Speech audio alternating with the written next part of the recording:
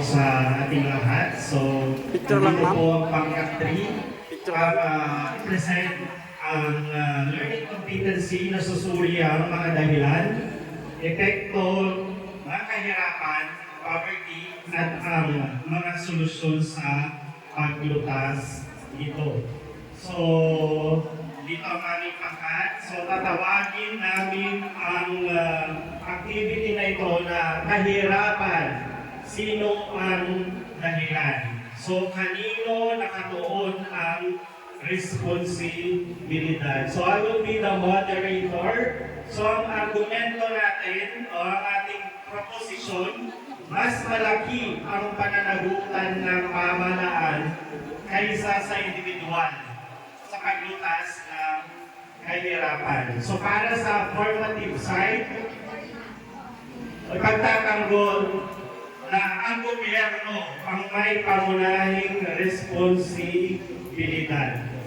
So, ang negative naman, malaki rin ang papel ng individual at pamilya. Pero bago natin simulan yung ating activity na ito lang for the rubrics. So, sa bawat activity, kailangan mayroong nagsisilbing gabay ang ating mga mag-aaral. Ma'am.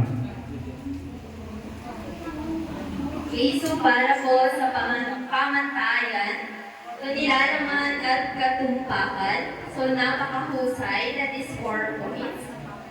Dapat malinaw, makatotohanan at malalim ang mga argumento. Then, mahusay, 3 points. Malinaw at tama ang mga argumento, ngunit kulang sa lalim. And, Para sa formative science, galing po sila ng UP College of Law. So, pumunta na po dito sa harap. At ang isang side naman ay galing sa Ateneo College of Law. So, medyo high caliber ang ating mga participants. So, ma'am, kanina po kayo rito. Affirmative, negative. Okay, so dito tayo sa gitna.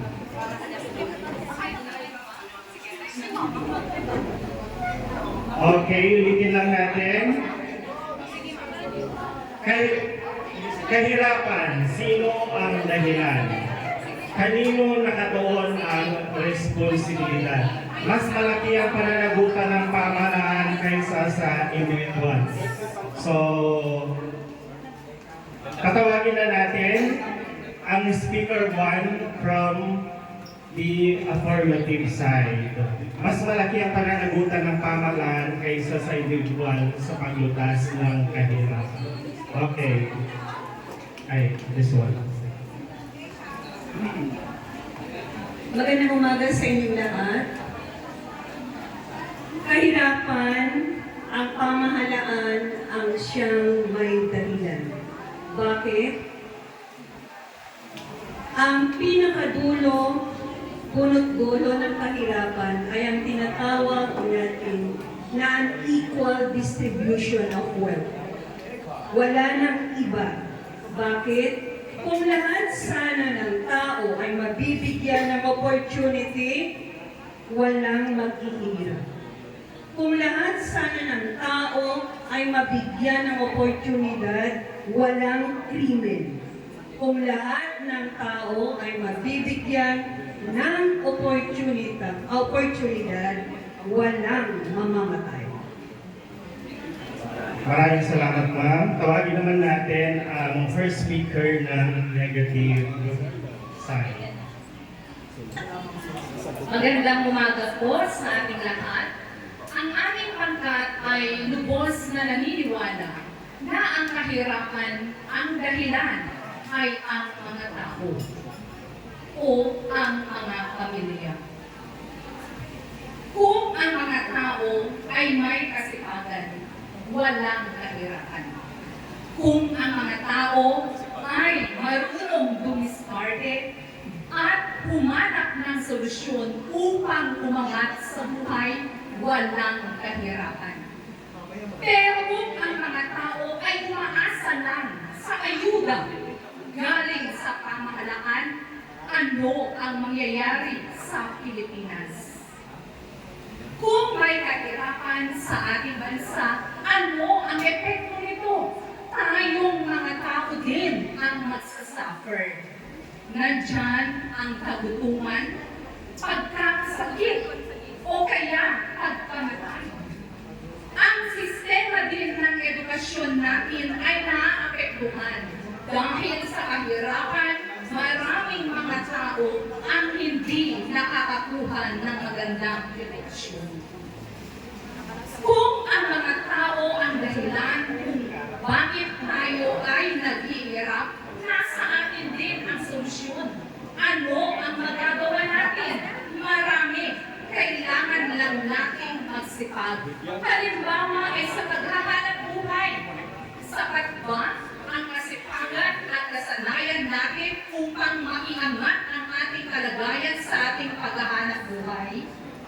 So yun lamang po ang aming paninindigan. Maraming salamat po.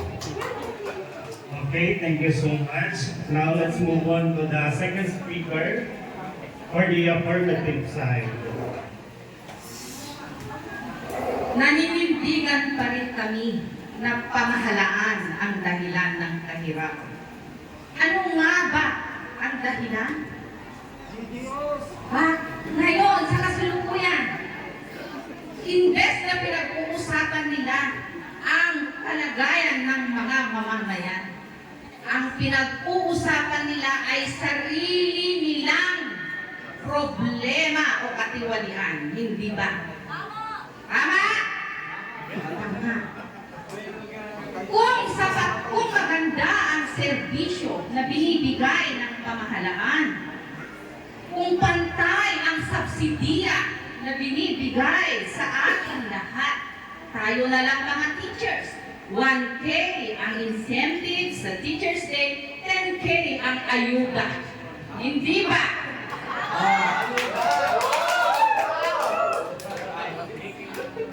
Kung tama ang programa na binibigay ng pamahalaan, for peace, sila lahat nakikinabang. Tayo, nagbabayad ng tax. Sa ayuda, walang-wala. Kaya, gobyerno ang may problema. Salamat.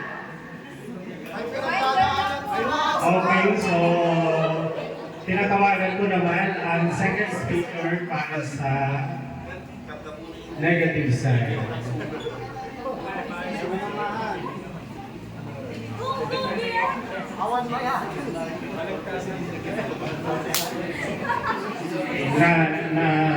Nakalimha after talaga yung So, sa atin po, mas malaki po ang papel ng mga tao kaysa sa gobyerno. Dahil mas marami po ang populasyon natin.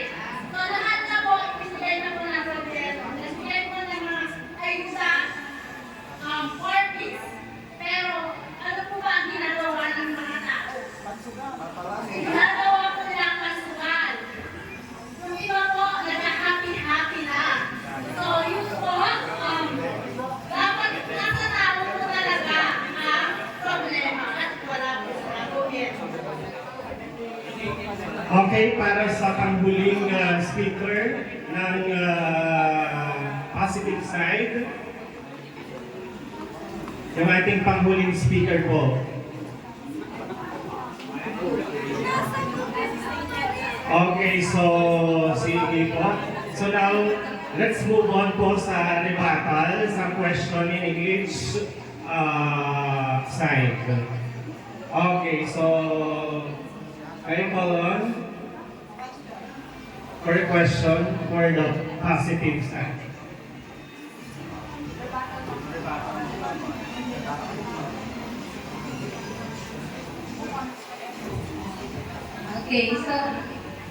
Okay, so tama nga na madaming binibigay na oportunidad at pamahalaan para sa tao. Ngunit nagagamit o ginagamit ba ng mga mga tao or ginagawa ba ng tao yung dapat responsibilidad nila para sa oportunidad na binibigay ng pamahalaan. Kaya ang mga tao ang dapat or ang mas malaki ang kampanin dahil sa kahirapan. So what's the question, ma'am? Kayo po. Sabi mo, ma'am, maraming opportunity. Magbigay ka ng opportunity. Tignan mo yung mga nakaupo sa posisyon. Paano magkakaroon ng opportunity? Maging sa DepEd. Sabi nila, walang nepotism. Walang nepotism. Pero kung hindi natin tatanggalin ang nepotism sa DepEd, paano na lang yung anak ni Juan na siya na lang ang inaasahan? Kung yung anak ni Pedro, yung apo ni Pedro, ang papalit sa kanila. So, sinasabi ko, walang opportunity na binibigay ang pamahalaan. Kulang, unequal ang opportunity. Ang sabi nga ng aking kasamahan kanina, ilang tao ba ang bumubuo ng gobyerno? At ilang tao din or ilang porsyento din ng populasyon ng Pilipinas ang nasa sambahayan? Ang pamahalaan na banggit ninyo ay hindi nagbibigay ng mga oportunidad. Pasensya na po, pero sa tingin ko, mali po ang inyong sinabi doon. Dahil may mga oportunidad na binibigay ang pamahalaan. Halimbawa, ang programang 4Ps. Pagtawid, Pamilyang Pilipino Program. Marami ang mga recipient or beneficiaries ng 4Ps, ngunit ginagamit ba ng mga tao ang tinatanggap nilang pera para sa kanilang kapakinabangan upang umangat ang kanilang buhay? Hindi. Pagtatanggap ng pera, pupunta sa sugal, magbabayad ng utang, o kaya kung ano-ano mga hindi magagandang bagay ang binibili. Instead na ibigay sanang pambakot, pang-tuition ng mga anak, pambili ng medisina upang gumanda ang kalusugan na magagamit sa pagunlad ng bayan. Okay, so maraming salamat po. So now let's have the concluding statement mula sa affirmative. Kung tama po yung pagkakaintindi ko, yung sinasabi mong programa ng gobyerno na 4Ps na hindi naman nila inaalat ng mabuti yung budget. So parang lumilihis ka na sa pinupunto mo. Kasi kami ang nagbigay ng programa sa'yo. Pero sabi mo, hindi mo masyadong napapakinabangan yung budget na binibigay namin. So sino ang sisisihin? Kami. So kami talaga dapat na pamahalaan ang dapat sisisihin sa lahat sapagkat pag nagpaplano tayo, pumupunta muna tayo sa pinakamababang miyembro ng society, dadaan muna sa mababa, papunta sa itaas, which is the government. Sino ba ang may pinakamataas na posisyon sa gobyerno? Ang tito ko, si President Bongbong Marcos. Let's be realistic. Pag may problema yung family member mo, sino ang sisisi mo? Yan kasi yung gobyerno kasi masyado silang kasi. Pag kulang tayo ng incentive teachers, sino ang sinisisi mo? DepEd. DepEd ay under sa government. Pag may sakit ang family member mo, and then we are obliged to pay our PhilHealth. Pero magkano lang ba ang nakakaltas? Bill mo 100,000. Yung nakakaltas, 400 pesos. Asan doon ang justisya? So ang dapat sisihin kaya may corruption. That's the main word. Kung bakit may corruption at itong walang katapusan at kaguluhang nangyayari sa pamahalaan. Okay. Okay. Okay, concluding statement kasama. Hindi naman tatapos. Hindi, gusto ko ba din sagutin mo? Okay.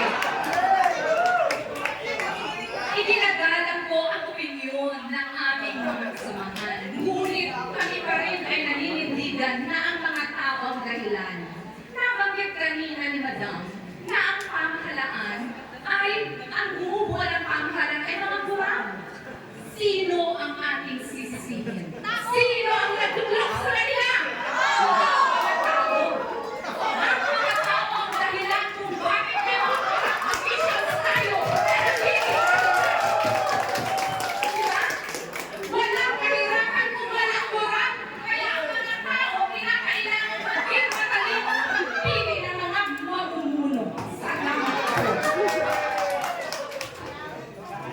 Okay, so masyadong